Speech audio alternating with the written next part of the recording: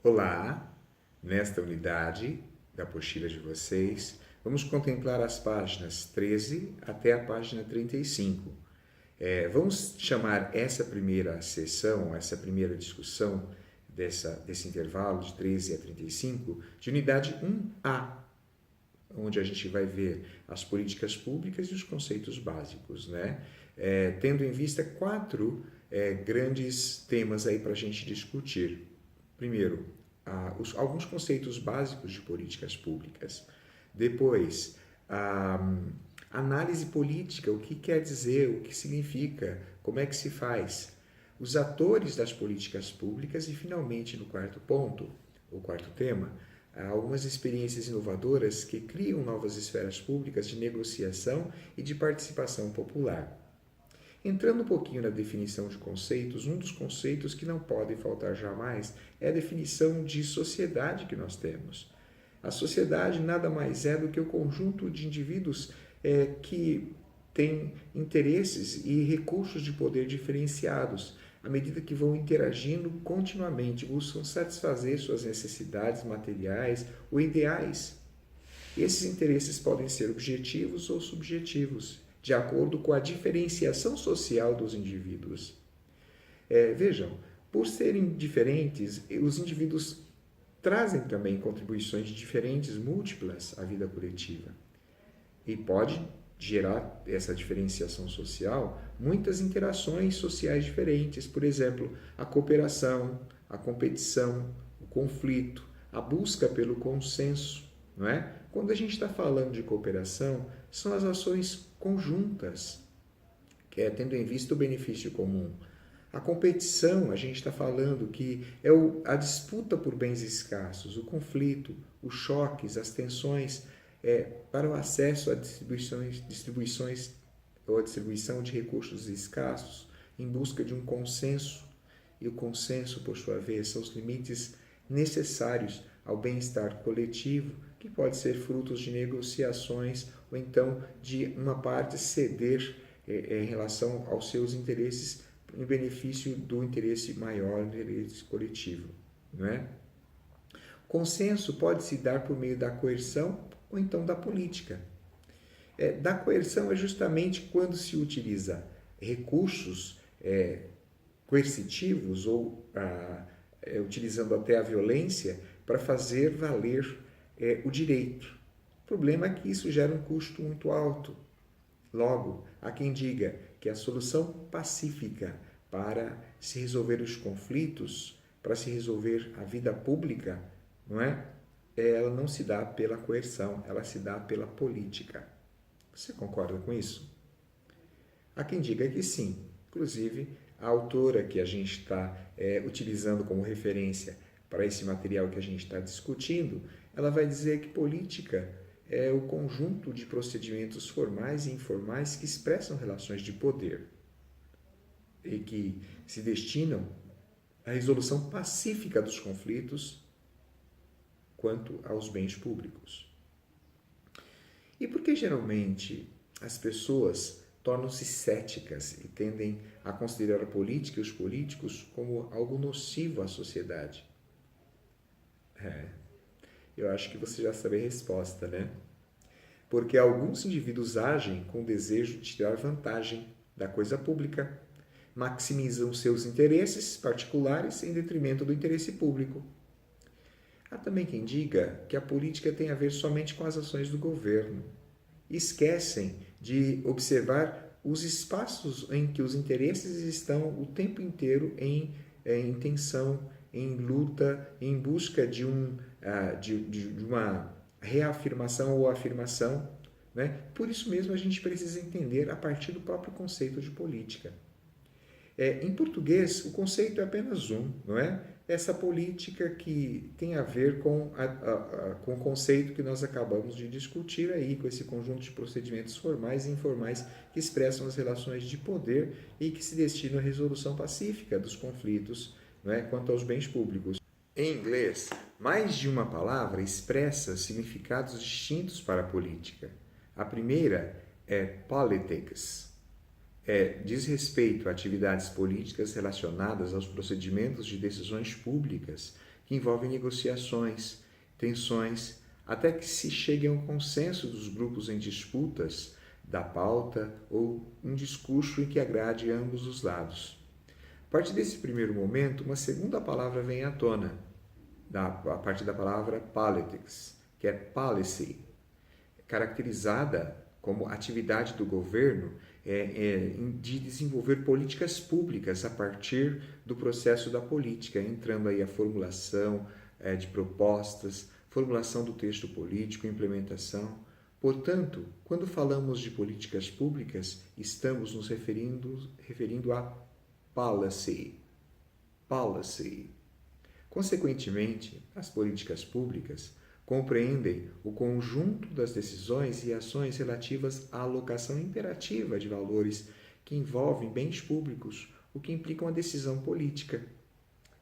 A decisão política, por sua vez, é a escolha a partir de alternativas conforme as prioridades dos atores envolvidos, de forma a atingir os objetivos previstos para a política, mas nem todas as decisões políticas são transformadas em políticas públicas. Portanto, nem toda decisão política é uma política pública.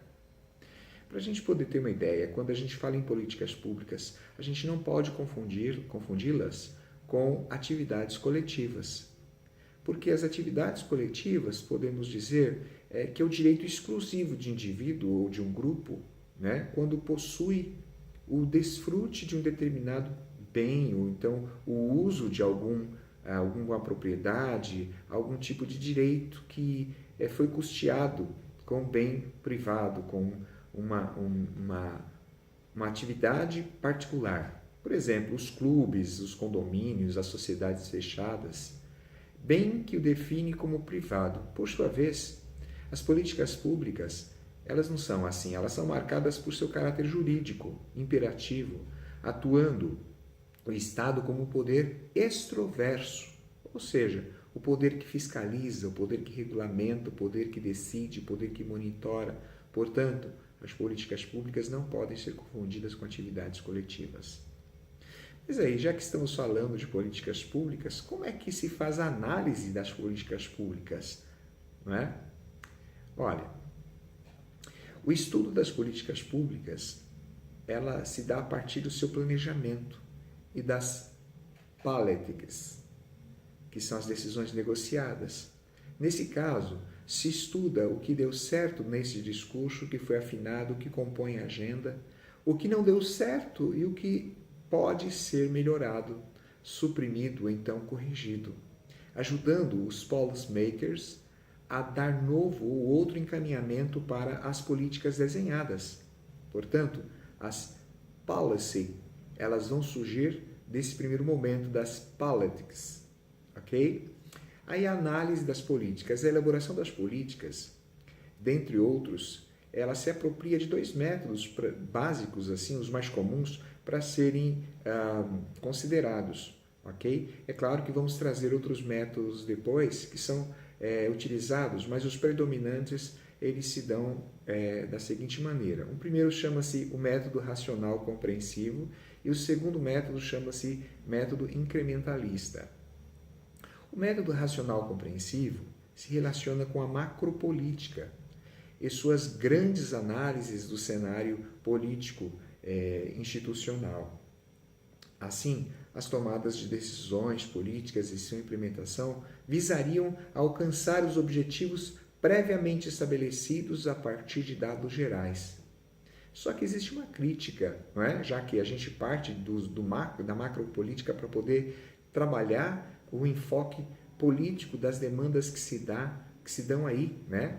Dentro da sociedade. A crítica é que não existe espaço para manifestações das preferências dos atores envolvidos quando se pega esse método para se desenhar a política. Como é que a gente pode entender que os próprios atores, que são aqueles para os quais as políticas são desenhadas, fiquem fora das políticas? Essa é uma das grandes críticas feitas por Lindblom. Lindblom diz que se trata de uma análise política entre meios e fins, quando se faz uma política com esse tipo de caractere, não é? porque são necessariamente o melhor caminho para o desenho das políticas públicas. Se é o melhor caminho para se sugerir o desenho das políticas públicas, ora, as políticas são feitas para os indivíduos a partir de dados gerais. Portanto, os indivíduos ficam alienados ou ficam distantes de qualquer tipo de participação. Daí, o Lindblom, na obra de 1981, sugerir que o método mais indicado para análise das políticas ou então a sua elaboração é o método incrementalista, que a partir da micropolítica, em vez de ser da macropolítica, como é o método racional compreensivo, ele busca soluções para problemas mais imediatos e urgentes. Ou seja, as decisões são tomadas ou delineadas de acordo com os problemas que necessitam de soluções imediatas. Logo, não se prende à análise política, mas à análise de política. Enquanto o método racional compreensivo faz análise política a partir de macrodados, a incrementalista ela faz análise de política, porque é justamente a política emergente, a política mais urgente que precisa ser desenhada para atender às necessidades populacionais, considerando as especificidades e soluções setoriais dos problemas nas quais os indivíduos também têm voz. Ok? Ok, beleza. Observamos o primeiro método, que é o método racional compreensivo, e o método incrementalista. E agora vamos olhar um pouquinho, além desses dois métodos, existem algumas abordagens de análise de políticas e também dentro dessas abordagens, a gente vai destacar o modelo sistêmico como um dos grandes responsáveis, ou a gente pode dizer o modelo predominante no campo das ciências sociais, quando se leva em conta análise de política e análise, ou melhor, elaboração das políticas em si. Tá? Então, as principais abordagens ou os paradigmas de análise de políticas, a partir de um autor chamado Dai, de 1981, utilizado na tese de doutorado de Seaman. Essa tese foi publicada ou foi homologada pela UFMG. São esses principais os modelos. Afora o modelo racional compreensivo e o incrementalista, alguns paradigmas de análise de políticas públicas são listados como importantes para a gente poder estar entendendo algumas políticas, como elas fazem e são analisadas. Primeiro, o modelo institucional. Na centralidade do modelo institucional, o Estado é o autor central na produção das políticas. Nesse modelo de análise, as estruturas, a organização, os deveres e funções das instituições governamentais são descritas sem uma necessária vinculação ao conteúdo dos resultados da política. É a instituição que tem a primazia do desenho da política. O segundo modelo é o modelo da teoria do grupo. Análise, portanto, da política, ela vai surgir e ser desenhada na premissa de que todas as análises sempre começam com a proposição de que a interação entre os grupos é o fato central nas políticas. Ora, e outros interesses que não estão necessariamente vinculados a alguns grupos, como é que ficariam? O terceiro modelo é o modelo elitista. O modelo elitista entende a política como resultado de preferências e valores de elites ou das elites governamentais. Ora, se esse modelo é o grande referencial para assim legitimar uma política, ele coloca à margem outras possibilidades que são outros tipos de interesses, já que a sociedade é composta por múltiplos indivíduos. Um quarto modelo é o modelo da teoria dos jogos, onde a política é vista como uma escolha racional dos atores em uma situação competitiva. Não descreve como as pessoas realmente tomam decisões, mas sim como elas se posicionam diante de circunstâncias competitivas. Ora, saber como as pessoas realmente tomam suas decisões e o que levam essas pessoas a tomar suas decisões é uma questão que a gente tem que levantar, não seria um fato importante?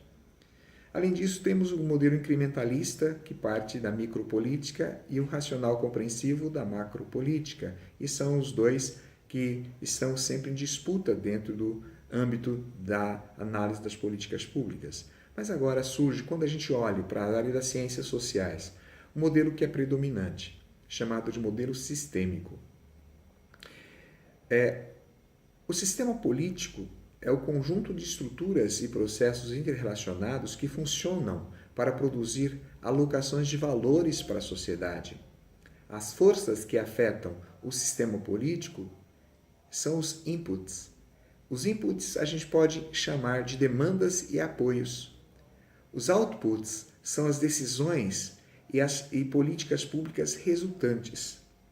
O modelo sistêmico como modelo predominante das ciências sociais, tem o sistema internacional global que influencia, ele parte da premissa de que o sistema internacional global influencia o sistema nacional nas dimensões sociais, nas dimensões econômicas, nas dimensões culturais, cujos inputs de demanda, os inputs de apoio, dão sustentação ao sistema político com apoio dos Winnipots ou Winnipots, gerando decisões ou ações, ou então os outputs, cuja retroalimentação é cíclica.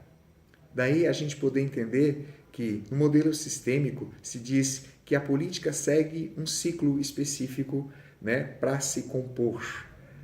Quando a gente está trabalhando os inputs, como a gente diz, né, e você vai ter a grande influência de alguns burocratas que vão fazer com que uma política seja preferida a outros tipos de políticas. Ok? Aí quando a gente entra agora no ciclo de políticas propriamente dito, é importante a gente separar uma próxima sessão para a gente poder dialogar. Ok? Vai ser na próxima sessão que a gente vai chamar de sessão ou unidade 1B. Desejo que vocês tenham tido um bom aproveitamento dessa conversa que nós tivemos a princípio, ok? E que abram a próxima unidade com bastante desejo de aprender mais. Façam as leituras e até o próximo encontro.